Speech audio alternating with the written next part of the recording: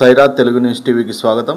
నేడు ప్రపంచ ఊపిరితిత్తుల క్యాన్సర్ దినోత్సవం సందర్భంగా శ్రీ రామకృష్ణ అటానమస్ డిగ్రీ కళాశాలలో విద్యార్థులకు ఊపిరితిత్తుల క్యాన్సర్పై అవగాహన సదస్సు ఏర్పాటు చేయడం జరిగింది. ఈ సదస్సుకు రామకృష్ణ విద్యాసంస్థల అధినేత ప్రొఫెసర్ రామకృష్ణారెడ్డి అధ్యక్షత వహించారు. ఈ కార్యక్రమానికి doctor Susmitha radiation oncology, doctor Surekha radiation oncology ముఖ్య అతిథులుగా హాజరయ్యారు. ఈ కార్యక్రమంలో కళాశాల యాజమాన్యం ముఖ్య అతిథులైన డాక్టర్ సురేఖ, డాక్టర్ సుస్మితలను మెమెంటో శాలువలతో ఘనంగా సత్కరించారు. డాక్టర్ సురేఖ, డాక్టర్ సుస్మితలు మాట్లాడుతూ ధూమపానం, సిగరెట్ తాగడం, చుట్టా, హుక్కా పీల్చడం వల్ల ఊపిరితిత్తుల క్యాన్సర్ వస్తుంది. కాబట్టి ధూమపానం మానేద్దాం, పచ్చదనాన్ని పెంచుదాం, స్వచ్ఛమైన శ్వాసను పీల్చుకుందామని పిలుపునిచ్చారు. ఈ కార్యక్రమంలో కళాశాల అధ్యాపకులు డాక్టర్ లలిత, సరస్వతి, లక్ష్మీ, దుర్గా, విజయకాంత్, హిమబిందు, నిర్మలా జ్యోతి, మస్తాన్ శేఖర్ కళాశాల విద్యార్థులు పాల్గొని జయప్రదం చేశారు.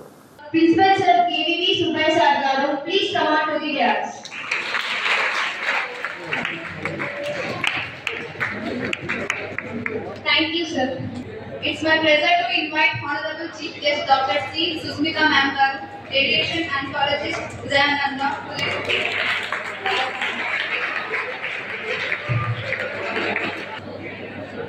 Thank you, ma'am. It's my privilege to invite Radiation Oncologist, Udayananda Hospital, Dr. M. Surekha Ma'am. Please come on to the dais.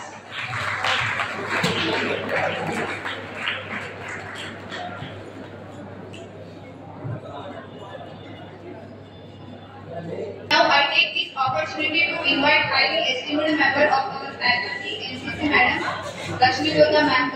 Please kindly come on to the stage. Now I would like to invite Dr. Lalita Saraswati Ma'am. Please come on to the dais.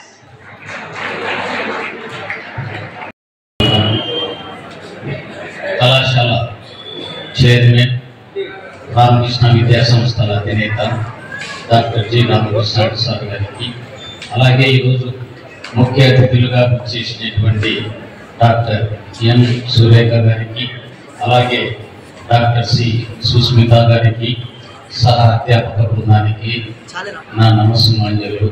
విద్యార్థులకు శుభాశీస్సులు. ఈరోజు ఈ cancer day, lung cancer డేకి ఇచ్చేసినటువంటి ముఖ్య అతిథులకు ప్రత్యేకంగా కళాశాల తరఫున వారికి ధన్యవాదాలు తెలియజేస్తున్నాను. ఈ లంగ్ క్యాన్సర్ డే అన్నటువంటిది 2012 నుండి ఎవ్రీ ఇయర్ ఆగస్టు 1 మనం నిర్వహిస్తూ ఉన్నాము. దీని యొక్క ప్రధాన ఉద్దేశము దీనిపై విద్యార్థుల్లో అవగాహన అనేటువంటిది కల్పించడం కోసం, ఎవరైనా క్యాన్సర్ బాధితులు అనేటువంటి వారు ఉన్నట్లయితే వారిని ఉత్తేజపరిచి ప్రోత్సాహకరంగా వారిని చూసుకునే విధంగా చూడటం, వారికి కావలసినటువంటి మెడిసిన్స్ సకాలంలో వారికి అందే విధంగా ఏవైనా సలహాలు ఇవ్వటం. ఆధునాతన కాలంలో ఎంతో టెక్నాలజీ అనేటువంటిది మెడికల్ స్థాయిలో పెరిగింది.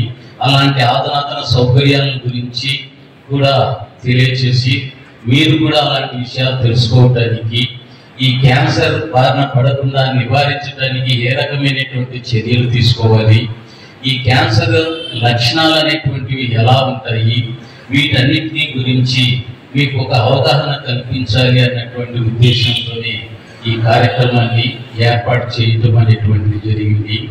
అయితే ఈ క్యాన్సర్ అనేటువంటిది ప్రపంచవ్యాప్తంగా ఒక ప్రాణాంతకమైనటువంటి వ్యాధిగా చెప్పబడుతుంది.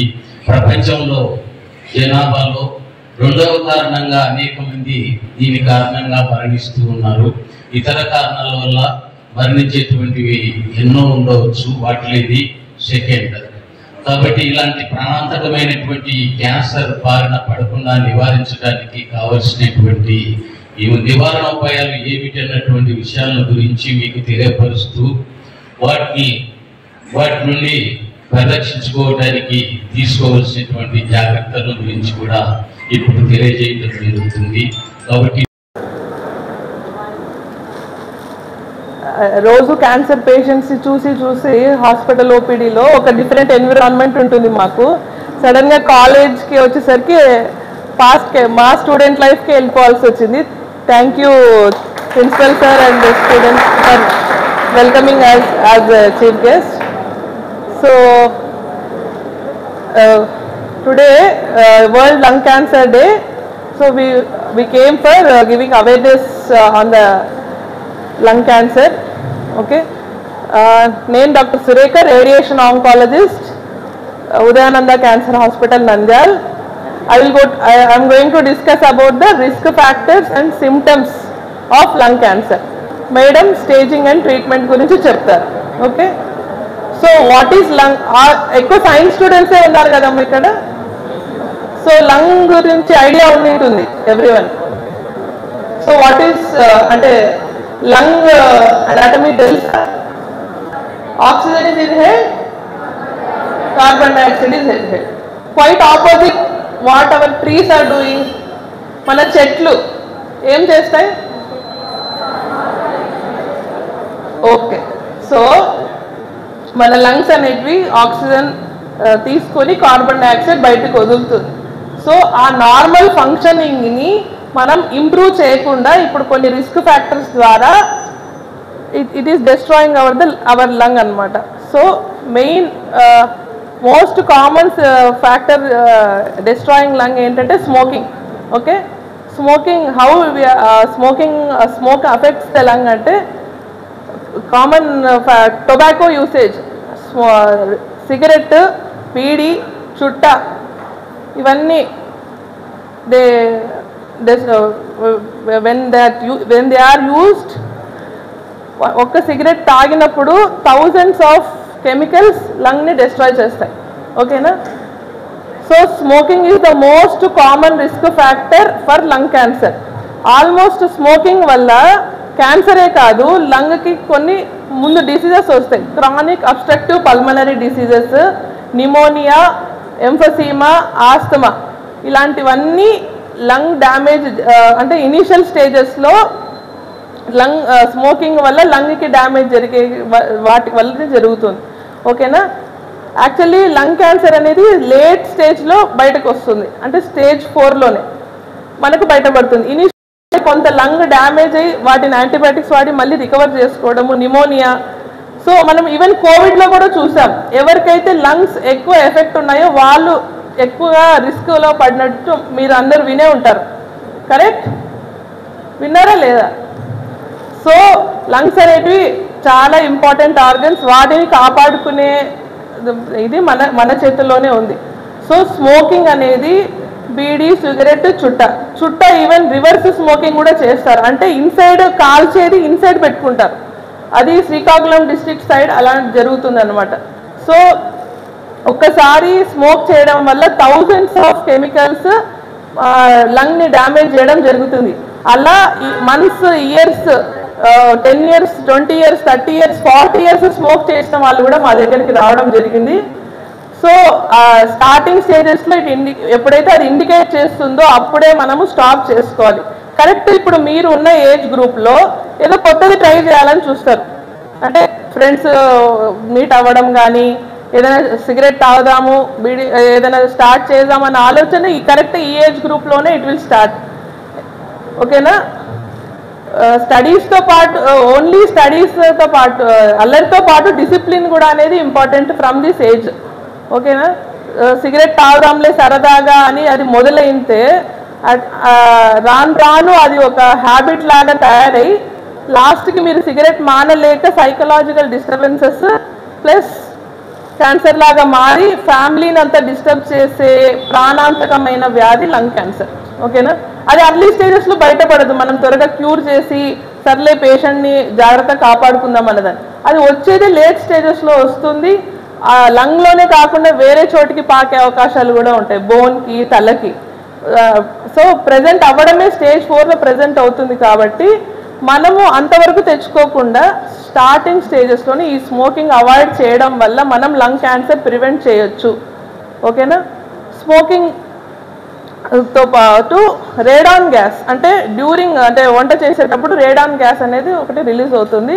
ఎక్కువగా దానికి ఎక్స్పోజ్ అవ్వడం వల్ల వెహిక్యులర్ పొల్యూషన్స్, పూర్వకాలంలో ఎక్కువ వెహిక్యులర్ పొల్యూషన్ ఉండేది కాదు, ఎందుకంటే ఆల్మోస్ట్ ఎక్కువ నడచడము, ఇట్లా ఎద్దుల బండ్లు ఇవే ఉండేది. బట్ లాస్ట్ 40-50 years నుంచి ఈ ట్రాన్స్పోర్ట్ సిస్టమ్ అనేది చాలా విపరీతంగా పెరిగి ఎయిర్ పొల్యూషన్ అనేది ఎక్కువగా ఉంది.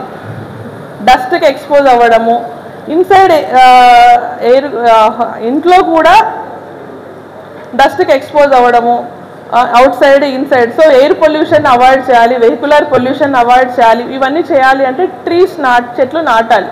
సో ఇంట్లో కానీ వీలైతే మీకు తెలిసిన ప్లేసెస్లో చెట్లు నాటడం వల్ల మనము ఎన్విరాన్మెంట్కి హాని చేయకుండా పొల్యూషన్ని అవాయిడ్ చేసి తద్వారా లంగ్ క్యాన్సర్ని అవాయిడ్ చేసే అవకాశాలు ఉన్నాయి. ఓకేనా? సో రేడాన్ గ్యాస్ కొన్ని ఫ్యాక్టరీస్లో పనిచేసే వాళ్ళు, సిలికాన్ ఫ్యాక్టరీస్లో, ఆస్బెస్టోసిస్ ఫ్యాక్టరీస్లో, ఈ రోడ్డు వేసేటప్పుడు ఈ తారు చూసారా మీరు? తారు నల్లగా పొగ వస్తుంది. ఈవెన్ ఆ స్మోక్ పీల్చడం వల్ల కూడా లంగ్ క్యాన్సర్కి గురయ్యే అవకాశం ఉంటుంది. ఈవెన్ ఫ్యామిలీ హిస్టరీలో ఎవరికైనా లంగ్ క్యాన్సర్ ఉంటే వాళ్ళు రెగ్యులర్గా ఒక ఏజ్ దాటిన తర్వాత రిస్క్ ఫ్యాక్టర్స్ లేకుండా చూసుకొని అర్లీగా చెస్ట్ ఎక్స్రే కానీ సిటీ స్కాన్ చేసుకుంటే అర్లీ స్టేజ్లో బయటపడే అవకాశాలు ఉంటాయి. ఓకేనా? So smoking is the important risk factor for lung cancer. So symptoms ఎలా ఉంటాయి లంగ్ క్యాన్సర్కి? సో క్రానిక్ కాఫ్ అంటే కొన్ని ఏళ్ళ నుంచి తగ్గదు అది. ఫస్ట్ ఏం చేస్తారు, ఆర్ఎంపీ దగ్గరికి వెళ్తారు, దగ్గుకు తీసుకుంటారు, కొంచెం సబ్సైడ్ అవుతుంది, తర్వాత అది మళ్ళీ వస్తుంది. సీజనల్ వైజ్ కానీ రిస్క్ ఫ్యాక్టర్ పెరిగినప్పుడు కానీ ఇమ్యూనిటీ డౌన్ అయినప్పుడు కానీ అది పెరుగుతూ వస్తుంది. మళ్ళీ కొన్ని రోజుల తర్వాత మళ్ళీ వేరే రకంగా ఇట్ విల్ ప్రెజెంట్, అది నిమోనియా వరకు దారి తీస్తుంది. ఒక్కొక్కసారి నిమోనియా హాస్పిటలైజ్ అయినప్పుడు పేషెంట్ నీరు చేరింది అంటారు. మీరు ఎక్స్రే చూసారా ఎప్పుడన్నా? చెస్ట్ ఎక్స్రే ఎలా కనిపిస్తాయి? రెండు సైడ్స్ లంగ్స్ వైటా బ్లాకా? వైట్. ఒక్కొక్కసారి కంప్లీట్ బ్లాక్ అయిపోయి ఉంటాయి కింద కానీ ఒక సైడ్ లంగ్ కానీ అలా. సో అక్కడ ఏమైనా నీరు చేరినప్పుడు అక్కడ నీరు తీసింటే దాంట్లో క్యాన్సర్ సెల్స్ ఏమైనా ఉన్నాయా అని చూసుకోవాల్సి వస్తుంది. ఓకేనా? అది ఇనీషియల్ స్టేజెస్లో. సో లంగ్ ఒక సెలబ్రిటీ ఉన్నారు, cricketer, who was affected with lung cancer. ఎవరు చెప్పచ్చు? ఎస్. ఓకే. ట్రీట్మెంట్ తీసుకున్నారా తను? ఏం ట్రీట్మెంట్ తీసుకున్నారు? ఏ స్టేజ్లో ఉంది? ఏ ట్రీట్మెంట్ తీసుకున్నారు? ఐడియా ఉందా? 2011లో చెప్పండి. 2011 వరల్డ్ కప్ ఆడేసరికి అతనికి లంగ్ క్యాన్సర్ లాగా డయాగ్నోజ్ అయింది. ఈవెన్ అథ్లెట్స్ అంత యాక్టివ్గా అంత హెల్దీగా ఉన్న వాళ్ళకు కూడా ఎందుకు క్యాన్సర్ వచ్చింది అంటే స్మోకింగ్ హిస్టరీ ఏదైనా ఉండిండొచ్చు. ఓకేనా? యాక్చువల్లీ స్మోకింగ్ అనేది న్యూరలాజికల్గా వాళ్ళు వన్స్ సడన్గా స్టాప్ చేసినప్పుడు బ్రెయిన్ నుంచి స్టిమ్యులేషన్స్ వస్తాయి, ఇంకా తీసుకోవాలి, క్రేవింగ్స్ అంటారు వాటిని. సో ఇంకా తీసుకోవాలి, ఇంకా స్మోక్ చేయాలి అనిపిస్తూ ఉంటుంది. సో సడన్గా స్టాప్ చేసినప్పుడు సమ్ న్యూరలాజికల్ డిస్టర్బెన్సెస్ వస్తుంది కాబట్టి వాటికి సైకలాజికల్ మనం మెడిసిన్లో నికోటిక్స్ అని కొన్ని ట్యాబ్లెట్స్ ఉంటాయి, ప్యాచెస్ కూడా ఉంటాయి. అవి వాడి ఇంటెన్షనల్గా వాళ్ళు స్టాప్ చేసుకోవాలని సైకలాజికల్గా వాళ్ళు థింక్ చేసి అప్పుడు దే షుడ్ స్టాప్ అనమాట. Okay. So understood smoking and symptoms of lung cancer. ఓకేనా? Thank you. First of all, thank you very much for inviting us here for awareness. I thank Ramakrishna Institutions for giving this opportunity. Coming to the topic, Madam chala extensively explain chesaru risk factors ela prevention chesukochu ela stop chesukovali ani. Ippudu manamu risk factors lo Madam cheppinattu smoking is a strong risk factor ani chepparu. How this smoking causes lung cancer? లోపల ఏం జరుగుతుంది ఎవరికైనా idea ఉందా? మీరు smoke చేసిన తర్వాత అందులో ఉన్నవి ఏం జరుగుతాయి, లోపలికి వెళ్ళి ఏం చేస్తాయి బాడీలో అనేసి, అది ఎలా మారుతుంది క్యాన్సర్ లాగా అంటే మనకి అందులో కొన్ని కెమికల్స్ ఉంటాయన్నమాట. మేడం చెప్పినట్లు చాలా కెమికల్స్ ఉంటాయి, వాటిని కార్సినోజన్స్ అని పిలుస్తాం. అంటే the agents which is causing cancer అనమాట. అలాంటివి ఉంటాయి ఆ స్మోకింగ్ చేసే సిగరెట్లో. కానీ కొన్ని రేడియో యాక్టివ్ ఎలిమెంట్స్ కూడా సిగరెట్ మీద రాసింటారు మీరు చూస్తే కనుక ఎప్పుడన్నా.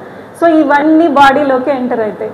ఇవన్నీ వెళ్ళేటప్పుడు ఊపిరి తీసుకున్నప్పుడు ఇవన్నీ బాడీలోకి వెళ్ళాక మనకి లంగ్లో కూడా కొన్ని సెల్స్ ఉంటాయి అన్నమాట. ప్రతి పార్ట్ ఆఫ్ ద బాడీలో మనకి సెల్స్ ఉంటాయి, అందులో డిఎన్ఏ ఉంటాయి, అది రీప్రొడ్యూస్ అవ్వడానికి హెల్ప్ అవుతూ ఉంటాయి. ఇది నార్మల్గా అన్ని బాడీ పార్ట్స్లో ఉంటుంది. సో ఇప్పుడు అలాంటి కెమికల్స్ వెళ్ళి కొన్ని లంగ్ సెల్స్లో ఎంటర్ అయ్యి మనకున్న డిఎన్ఏని డ్యామేజ్ చేస్తాయన్నమాట. మన బాడీలో ఉన్న డిఎన్ఏని ఆ సెల్ని డ్యామేజ్ చేయడం వల్ల మనకి లంగ్ ఏమవ్వాలి, ఇన్హేల్ ఎక్సేల్ అలా అవ్వాలి. అంటే ఒక స్పాంజ్ దీనిలాగా అది మళ్ళీ బెలూన్ లాగా వెళ్ళిపోవాలి గాలి, మళ్ళీ ఎక్స్పాండ్ అవ్వాలి.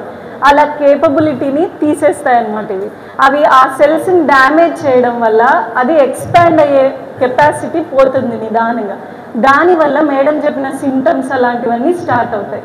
ఇలా కొన్నేళ్ళు జరుగుతూ ఉంటుంది నిదానంగా, ఆ సెల్స్ డ్యామేజ్ అవుతూ పోతూ ఉంటాయి. స్మోకింగ్ ఆపలేదు, జరుగుతూ ఉంటుంది. సో ఇలా క్రోనిక్ స్మోకర్ అంటారు. అంటే అట్లీస్ట్ 20 years అరౌండ్ రోజు స్మోకింగ్ చేస్తూ ఉంటారు వీళ్ళు. ఇలా రోజు ఒక రిస్క్ ఫ్యాక్టర్ ఆ సెల్స్ని మాటికి డ్యామేజ్ చేస్తూ ఉంటుంది బాడీలో. కొంతవరకు మన బాడీ ట్రై చేస్తుంది రిపేర్ చేయడానికి కొన్నిటిని. ఒక పాయింట్ ఆఫ్ టైం తర్వాత ఇంకా రిపేరింగ్ కెపాసిటీ కూడా వెళ్ళిపోతుంది. సో అలాంటి టైంలో అన్కంట్రోల్డ్గా ఆ సెల్స్ డివైడ్ అవ్వడం స్టార్ట్ అవుతాయి. అలా డివైడ్ అవుతూ అవి ఒక గడ్డలాగా తయారవుతాయి అనమాట. అలా లంగ్ క్యాన్సర్ అనేది స్టార్ట్ అవుతుంది లోపల. సో ఇలా లంగ్ క్యాన్సర్ ఉన్నప్పుడు ఏం జరుగుతుంది, చిన్నగా ఉన్నప్పుడు మనము ఒక్క లంగ్లో, ఒక లోబ్ ఆఫ్ లంగ్లో ఉన్నప్పుడు స్టేజ్ 1 అని పిలుస్తాం. స్మాల్ సైజ్ వాటిని. కొంచెం సైజ్ పెరుగుతుంది, దగ్గర స్ట్రక్చర్స్ ఉంటాయి మనకి ఊపిరి తీసుకోవడానికి, బ్రాంకై అంటాం, అలా ట్యూబ్స్ లాగా ఉంటాయి అన్నమాట లోపల లంగ్లో కూడా. అలాంటి వాటికి స్ప్రెడ్ అవ్వడం, అలాంటివి స్ప్రెడ్ అయినప్పుడు ఊపిరి తీసుకోలేము, సో ఆయాసం వస్తుంది. సో అలా అవుతూ ఉండడం, అలాంటివి కొంచెం స్టేజ్ పెరిగాయని చెప్పాల్సి వస్తుంది. సో 2 to 3 స్టేజ్కి వెళ్ళిపోతారు. ఇంకా కొంచెం పెరిగింది, ఇంకొక లోబ్ ఆఫ్ లంగ్కి వెళ్ళిపోయింది. లేదా నిదానంగా నీరు నిండడం, ప్లూరా అంటాం, లంగ్ని కవర్ చేస్తూ మనకి కొన్ని లేయర్స్ ఉంటాయి బాడీలో. సో అవి కూడా ఇరిటేట్ అవ్వడం స్టార్ట్ అవుతాయి. సో వాటిల్లో మనకి నీరు చేరడం అలాంటివి అవ్వడం స్టార్ట్ అవుతాయి. సో అలా రావడం, లేదా ఇంకొక లంగ్కి పక్కనుండే లంగ్ కూడా స్ప్రెడ్ అవ్వడం, అలా అంతా అయినప్పుడు మనం వాటిని స్టేజ్ 4 అని అంటాం అన్నమాట. సో ఇలా సిమ్టమ్స్ అన్నీ ఒక్కొక్కటి స్టార్ట్ అవుతూ లైఫ్ని రిస్క్లో పెట్టడం స్టార్ట్ అవుతూ పోతాయి. అక్కడే ఉంటాయా, ఓన్లీ లంగ్స్లో మేడం చెప్పినట్టు స్ప్రెడ్ అయిపోతాయి. సో ఇవన్నీ అవ్వకముందే ఎట్లా కనుక్కోవచ్చు, మనము ఏమన్నా చేయించుకోవచ్చా, టెస్ట్లు ఏమైనా అవైలబుల్ ఉన్నాయా మేడం అని మీరు అడగచ్చు. సో లంగ్ క్యాన్సర్లో కూడా మనకి స్క్రీనింగ్ గైడ్లైన్స్ అని ఉన్నాయన్నమాట. స్క్రీనింగ్ అంటే ఏంటంటే ఈ సిమ్టమ్స్ ఏది రాకముందే ఏదైనా వస్తుందా అని కనుక్కునే ప్రయత్నాన్ని స్క్రీనింగ్ అంటాం. అది నార్మల్ వాళ్ళకే చేస్తారు, ఏమి సిమ్టమ్స్ లేని వాళ్ళకి చేస్తారనమాట. కొన్ని కంట్రీస్లో ఎలా ఉన్నాయంటే అందరికీ చేస్తూ ఉంటారు స్క్రీనింగ్ గైడ్లైన్స్. మన ఇండియాలో లంగ్ క్యాన్సర్కి ఓన్లీ క్రోనిక్ స్మోకర్స్కి, హై రిస్క్ వాళ్ళకి మాత్రమే స్క్రీనింగ్ గైడ్లైన్స్ ఉన్నాయి. హై రిస్క్ వాళ్ళు ఎవరు, 50+ ఏజ్ ఉంటారు, కొంచెం ఎక్కువ సార్లు స్మోకింగ్, అంటే 20 ప్యాక్ ఇయర్స్ అంటాం మేము. అంటే 20 years నుంచి రోజు 20 cigarettes అరౌండ్ తీసుకుంటూ అలా క్రోనిక్ స్మోకర్స్ ఉండే వాళ్ళని కరెంట్ స్మోకర్స్ అంటారు. అంటే ఇప్పుడు కూడా స్మోకింగ్ చేస్తున్న వాళ్ళు కానీ అలాంటి వాళ్ళందరికీ స్క్రీనింగ్ గైడ్లైన్స్ ఉన్నాయి. అంటే ఏం చేస్తారు ఈ స్క్రీనింగ్లో, లో డోస్ సిటీ స్కాన్ అంటాం. లో డోస్ సిటీ స్కాన్ అని ఎందుకు అంటున్నానంటే, మామూలు సిటీ స్కాన్లో కంపారిటివ్లీ రేడియేషన్ డోసు కొద్దిగా ఎక్కువగా ఉంటుంది స్కాన్ చేసినప్పుడు. కానీ లో డోస్ సిటీ స్కాన్లో మనకు తక్కువ రేడియేషన్ యూస్ చేసుకొని మనము స్కాన్స్ తీసుకుంటుంటాం. దానివల్ల మనము ఎర్లీగానే కనుక్కోవచ్చు. ఎక్స్రేస్లో అందుకు మనం చిన్నవి కనుక్కోలేము, అందుకే సిటీ స్కాన్ బెస్ట్ అనమాట. సో సిటీ స్కాన్ చేసినప్పుడు ఆ ఫస్ట్ స్టేజ్ చెప్తున్నా కదా, కొన్నిసార్లు ఫస్ట్ స్టేజ్లోనే మనం కనుక్కోవచ్చు. సరే ఫస్ట్ సెకండ్ ఇవన్నీ తెలుసుకొని ఏం చేస్తావు అని అడగచ్చు మీరు. ఏం చేయాలి తెలుసుకొని అంటే ఎర్లీ డయాగ్నోసిస్ అవుతుంది. నాకు ఎర్లీ డయాగ్నోసిస్ అంటే క్యూరేటివ్ ఛాన్సెస్ పెరుగుతాయి, క్యూర్ చేసే ఛాన్సెస్ పెరుగుతాయి.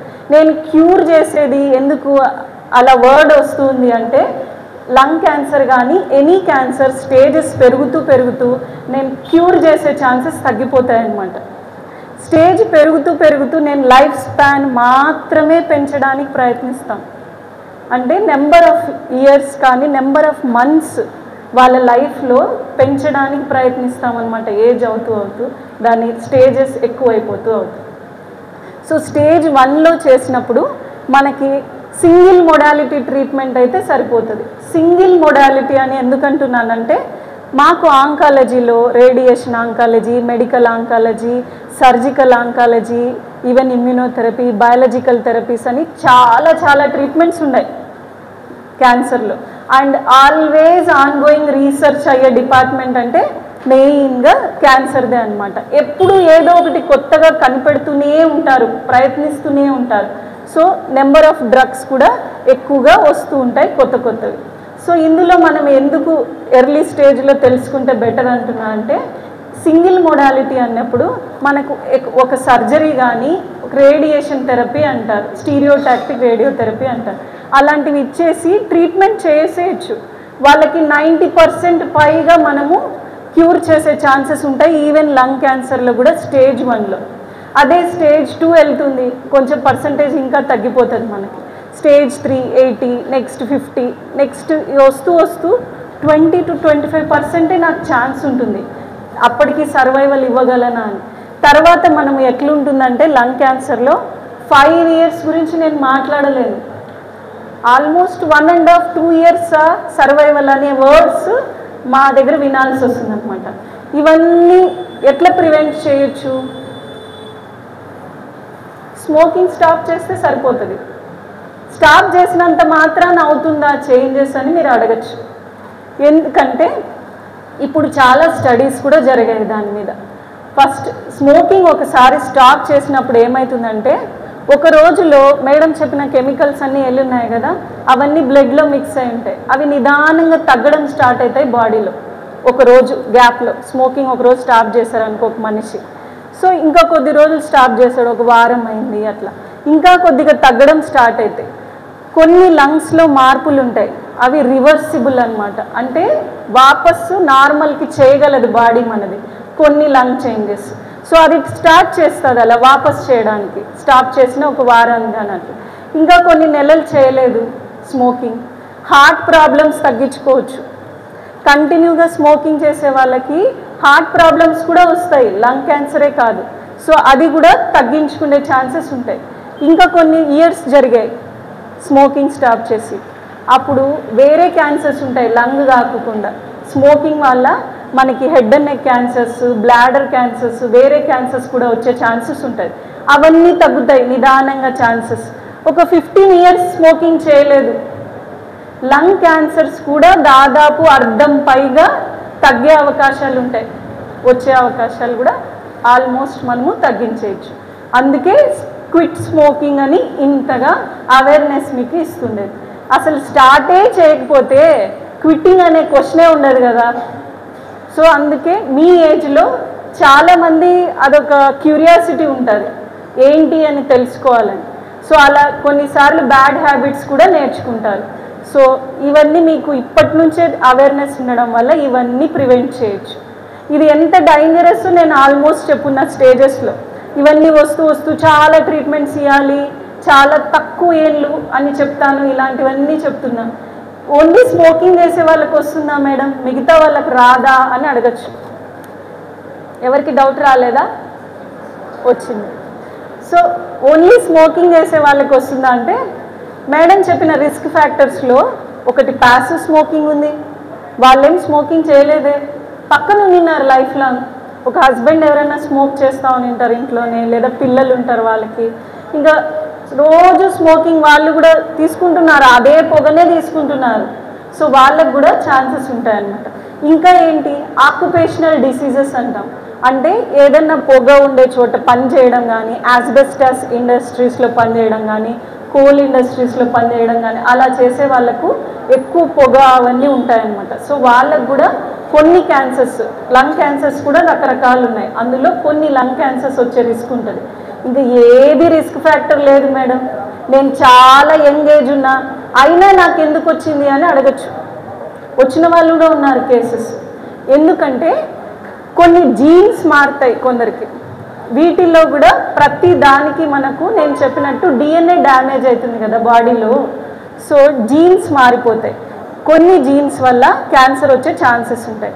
బట్ వాళ్ళకు ఏంటి డిఫరెన్స్, ఏమీ అలవాటు లేదు, ఏ రిస్క్ ఫ్యాక్టర్ లేకుండా వచ్చిన లంగ్ క్యాన్సర్స్లో మంచి జీన్స్ మారింటాయి, వాటికి తగ్గ ట్యాబ్లెట్స్తోనే ట్రీట్మెంట్ చేయించుకోవచ్చు. సింపుల్ ట్యాబ్లెట్స్తోనే వాళ్ళకి క్యూర్ అయ్యే ఛాన్సెస్ ఉంటాయి అలాంటి క్యాన్సర్స్ వచ్చిన వాళ్ళకి. కానీ రిస్క్ ఫ్యాక్టర్స్ ఎక్కువ ఉన్న వాళ్ళకి కొన్ని జీన్స్ కాదు, చాలా జీన్స్ మారిపోయి ఉంటాయి. వాళ్ళకి ఒక ట్యాబ్లెట్స్ కానీ ఒక కీమో కానీ ఏదైనా పని చేయాలంటే చాలా కష్టం. అలాంటి వాళ్ళకి రెస్పాన్స్ చాలా తక్కువ ఉంటుందన్నమాట. దానివల్ల వాళ్ళకి మళ్ళీ రావడం, ఎక్కువ స్టేజ్లో రావడం ఇలాంటివన్నీ జరుగుతూ ఉంటాయి. ఇలాంటి వాళ్ళకి తక్కువ ఛాన్సెస్ ఉంటాయి, మళ్ళీ వచ్చేది కూడా క్యూర్ చేసుకునే ఛాన్సెస్ కూడా చాలా ఎక్కువ ఉంటాయి. ఇలాంటివి యూజువల్లీ యంగ్ ఏజ్ వాళ్ళకి, ఫీమేల్ పేషెంట్స్కి, అలాంటి వాళ్ళకి ఎక్కువగా జెనెటిక్ ప్రాబ్లమ్స్ వల్ల వస్తూ ఉంటాయి అన్నమాట. ఇంకా లంగ్ క్యాన్సర్లో మనం అదర్ ఏం ఇంపార్టెంట్ థింగ్స్ తెలుసుకోవాలంటే జీన్స్ వల్ల రావచ్చు అని తెలుసుకున్నాం, ఏ రిస్క్ ఫ్యాక్టర్స్ లేకపోతే, లేదా రిస్క్ ఫ్యాక్టర్స్ నుంచి మనం తగ్గించుకోవచ్చు అని తెలుసుకున్నాం. స్క్రీనింగ్ కూడా తెలుసుకున్నాం.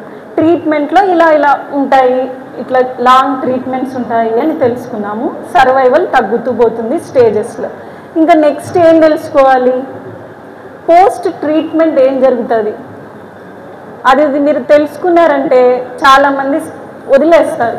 ఇప్పుడే ఒకవేళ స్మోకింగ్ చేసేవాళ్ళు కూడా వచ్చేసింది లంగ్ క్యాన్సరు అనుకోండి, వాళ్ళకి ట్రీట్మెంట్ జరిగింది, తర్వాత ఏం జరిగింది అని అనేసి నేను చెప్పినట్టు రిస్క్ ఫ్యాక్టర్స్ లేని జెనెటిక్ ఓన్లీ ప్రాబ్లమ్స్ ఉండే వాళ్ళకి ట్యాబ్లెట్స్ పెట్టేస్తాం. వాళ్ళది క్వాలిటీ ఆఫ్ లైఫ్ చాలా బాగుంటుంది. అంటే చేసుకునే పనులు కానీ రోజు మామూలుగా ఉంటుంది లైఫ్. కానీ ఎక్కువ స్టేజ్ ఉండింది, స్టేజ్ 4 వాళ్ళకి, అలాంటి వాళ్ళకి క్వాలిటీ ఆఫ్ లైఫ్ ఉండదు సరిగ్గా. ఒక మనిషి బ్రతుకున్నప్పుడు పెయిన్లెస్గా బ్రతకాలనుకుంటాడా, పెయిన్ఫుల్గా బ్రతకాలనుకుంటాడా? పెయిన్లెస్గా ఉండాలి. ఉన్నన్ని రోజులు నేను పెయిన్లెస్గా బ్రతికితే చాలు అనుకునే సిచ్యువేషన్ కూడా వచ్చే ఛాన్సెస్ ఉంటాయన్నమాట. సో చాలామందికి మేడం చెప్పినట్లు బోన్కి వెళ్తుంది, బ్రెయిన్కి వెళ్తాయి, స్టేజ్ 4లో ప్రజెంట్ అవుతుంది అన్నారు. ఏమవుతుంది స్టేజ్ 4 అయితే? ఏమైంది? స్టేజ్ 4ఏ కదా, ట్రీట్మెంట్లు ఇప్పుడు దానికి కూడా ఉన్నాయంటే చాలామందికి రెస్పాన్స్ సరిగ్గా రాదు. వాళ్ళ క్వాలిటీ ఆఫ్ లైఫ్ ఎట్లా పోతుంది? ఏ బ్రెయిన్లోనో వచ్చింది ఫర్ ఎగ్జాంపుల్, స్ప్రెడ్ అయిపోయింది, పారలైసిస్ వచ్చింది అనుకోండి, బెడ్ మీద పడుంటారు, ఏమీ చేయలేరు. పారలైసిస్ అంటే కాళ్ళు చేతులు చచ్చిపడిపోవడం. అలా ఉంటే బాగుంటుందా? హ్యాపీగా క్వాలిటీ ఆఫ్ లైఫ్ మెయింటైన్ చేసుకుంటూ ట్రీట్మెంట్ తీసుకుంటుంటే బాగుంటుందా? అలా ఉండడం కంటే లేకుండా ఉండడం మేలు అనిపించేంతగా ఇది వచ్చే వ్యాధి అనమాట. బోన్స్కి వస్తుంది అనింది మేడం. ఒకవేళ స్పైన్కి వచ్చింది అనుకోండి, అంటే వెన్నుముక్కకు వచ్చింది, అప్పుడు కూడా అంతే. ఒక చేయి కానీ కాలు కానీ ఏదైనా పని చేయకుండా పోతుంది, ఏం పనులు చేసుకోరు, ఏం చేయడానికి కుదరదు. సో దానివల్ల వాళ్ళ ఇంట్లో ఒకవేళ ఒక హెడ్ ఆఫ్ ద ఫ్యామిలీకి అట్లా అయిందనుకోండి ఫర్ ఎగ్జాంపుల్, అయితే ఫ్యామిలీ అంతా సఫర్ అవ్వట్లే, ఎర్నింగ్ వెళ్ళిపోతుంది, పని చేయలేరు కదా. సో వాళ్ళ ఫ్యామిలీ అంతా సఫర్ అవుతుందన్నమాట. ఇవన్నీ కూడా ఆ డిసీజ్ వల్ల ఇవన్నీ భరించాలి. వాళ్ళు ఒక్కరైనా, వాళ్ళ ఫ్యామిలీ అంతా కూడా భరించాల్సి వస్తుంది. వాళ్ళని చూసుకోవాలి, వాళ్ళని అన్నీ చేసుకుంటూ ఉండాలన్నమాట. సో ఇలాంటి సమస్యలు కూడా ఉంటాయి. గాలి లేకుండా కొద్దిసేపు ఉండగలరా ఎవరైనా? ఎన్ని నిమిషాలు ఉండగలరు గాలి పీల్చుకోకుండా? అలాంటి పరిస్థితుల్లో బ్రతికితే బాగుంటుందా? ఎలా ఉంటుంది లైఫ్ ఊహించుకోండి మీరే. కొద్దిసేపు గాలి రాకపోతే బ్రతకలేమే, అలా ఉంటుంది లైఫ్. లంగ్ క్యాన్సర్ వచ్చినప్పుడు శ్వాస ఆడదు, తీసుకోవడానికి కుదరదు, వెంటిలేటర్ మీద కూడా పోయే పేషెంట్ ఉంటారు, వాళ్ళ లంగ్స్ ఇంకా పని చేయడం మానేస్తాయి. అలాంటి సిచ్యువేషన్ కూడా వచ్చే పేషెంట్స్ ఉంటారనమాట. ఎప్పుడు ఆక్సిజన్లు పెట్టుకోవాలా, గాలి తీసుకోలేకుండా ఉండడం అనేది అది ఎలాంటి లైఫ్? ఉంటే ఏంటి ఇంకా, లేకపోతే ఏంటి అన్నట్లు ఉంటుంది. సో ఇలాంటివన్నీ ఎట్లా ప్రివెంట్ చేసుకోవచ్చు? మీ ఏజ్లో వాళ్ళు రిస్క్ ఫ్యాక్టర్స్ని తగ్గించుకోవాలి. అదొక్కటే మీకు ఇచ్చే బెస్ట్ అవేర్నెస్ ఈరోజు. సో ఎంతమంది స్మోకింగ్ చేస్తారో చెప్పండి ఫ్రాంక్గా. ఎంతమంది ఫ్రాంక్గా చెప్పండి. ఎంతమంది క్విట్ చేయాలనుకుంటున్నారు కనీసం చేసేవాళ్ళు? ఎంతమంది ఆపేస్తారు కనీసం? అందరూ ఆపడానికి ప్రయత్నిస్తారా? అందరూ ఆపాలి. మీ వాళ్ళకి కానీ ఎవరికైనా ఉంటే ఆపమని చెప్పాలి. ఎందుకు నేను చెప్పినట్టు ఇప్పుడు ఆపినా కూడా మనము ఛాన్సెస్ తగ్గుతాయి. ఆ తగ్గించుకోవడానికని మనం ఆపాలి. అప్పుడు స్టార్ట్ చేసాం తెలియక, కానీ ఇప్పుడన్నా స్టాప్ చేస్తామని రియలైజ్ అయ్యి హ్యాపీగా ఎంజాయ్ చేస్తూ చదువుకోండి. Okay, any doubts? ఏదైనా డౌట్స్ ఉన్నాయా?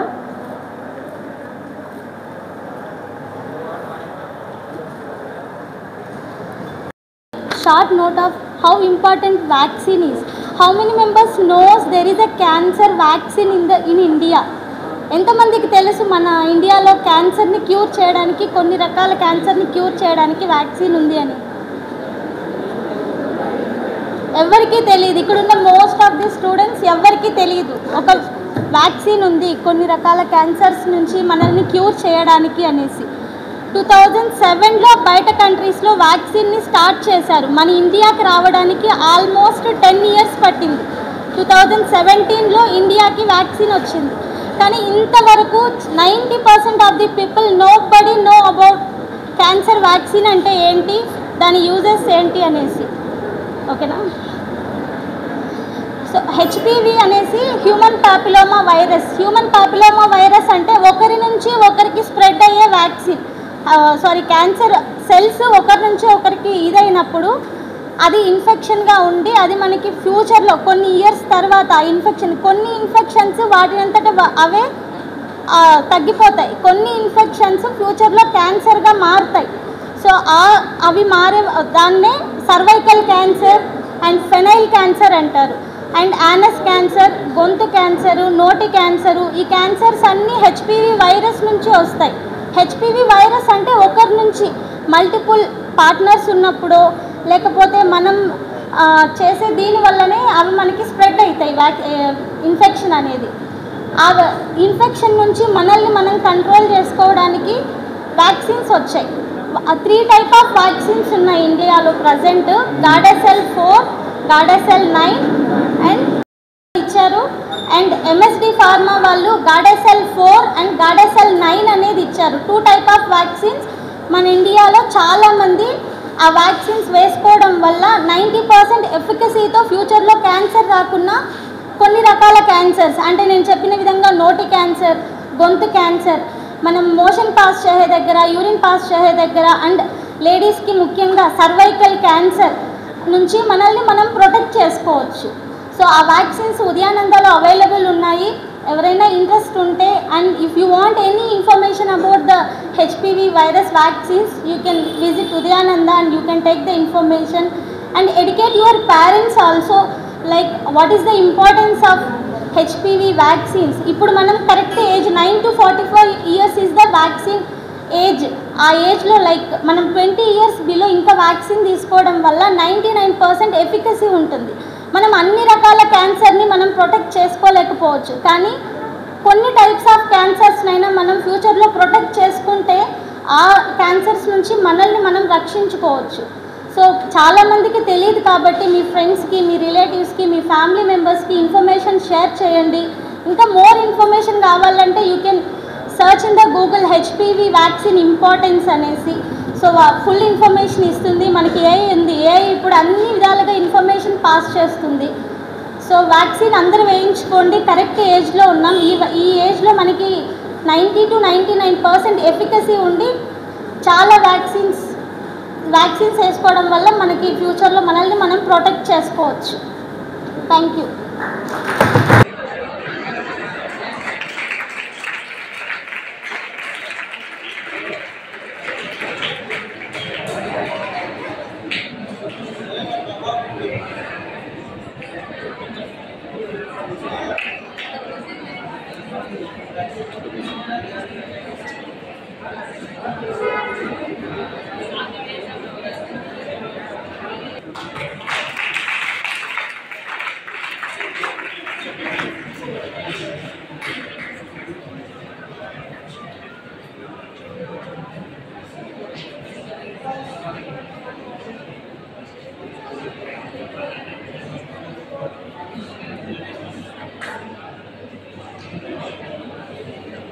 సత్యాన్ని లైక్ చేయండి, నీతిని షేర్ చేయండి. సైరా తెలుగు న్యూస్ టీవీని సబ్స్క్రైబ్ చేయండి.